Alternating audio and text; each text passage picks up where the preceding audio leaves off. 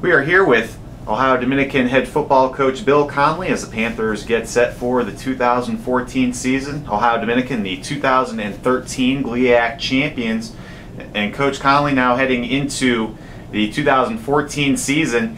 Different expectation level for you guys, and now you're at the top of the hill. The target is on your back heading into this year. So talk about your expectations coming into this season. Well, first of all, we have to look at the situation where ending up as GLIAC champions last year, that's past history in our books. We're starting all over. This conference is so good. It is so tough.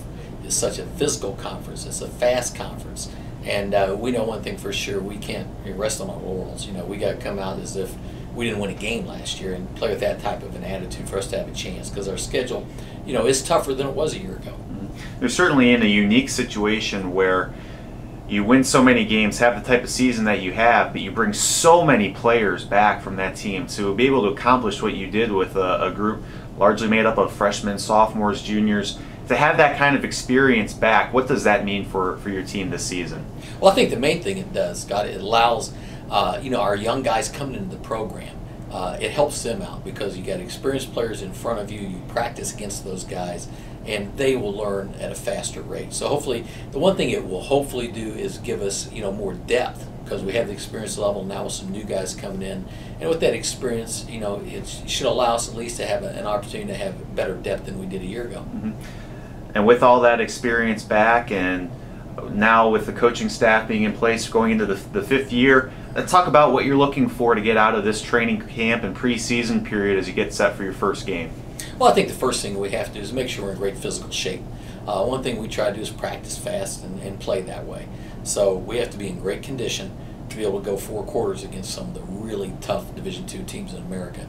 So that's number one. And the second thing, as you're practicing that hard and that physical and everything, at the same time you have to be smart, and you can't lose guys in practice either. So you have to make sure you're healthy when you step on the field for that opening game.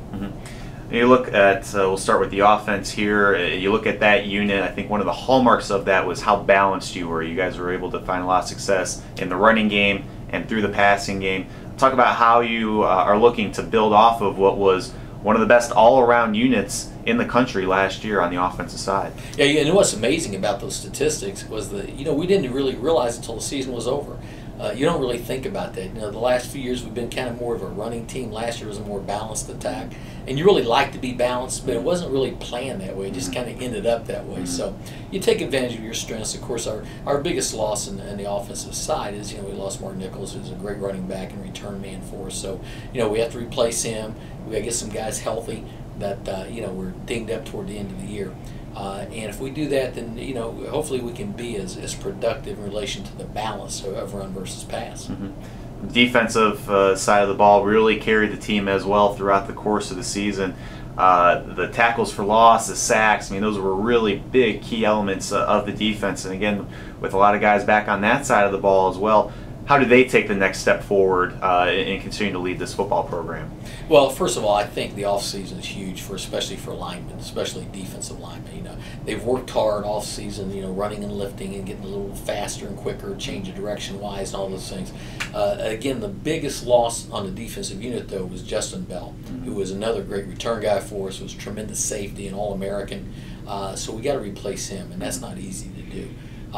And I think we've got a little more depth this year than we had a year ago, even though we were pretty productive on the defensive side. And you have to have depth in this league. It's so physical, week to week. Special teams, you mentioned the loss of Justin Bell in the return game. That will be an area to address. But in the kicking game, you got to feel pretty solid with Brent Wally being back there, the All-American, preseason All-American coming into this year as well.